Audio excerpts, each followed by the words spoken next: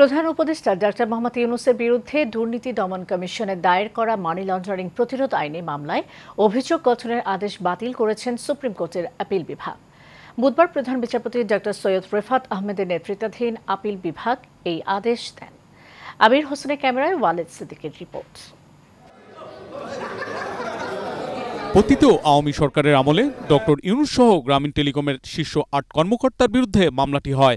মামলার অভিযোগ গঠনের আদেশ নিয়ে প্রশ্ন তুলে এর কার্যধারা বাতিল চেয়ে হাইকোর্টের ডক্টর ইউনূস ও গ্রামীণ টেলিকমের তৎকালীন শীর্ষ ৬ কর্মকর্তা আবেদন করেন। ২৪ জুলাই হাইকোর্ট আবেদনটি খারিজ করে দেন। এই রায়ের বিরুদ্ধে আপিল করেন ডক্টর মোহাম্মদ ইউনূস।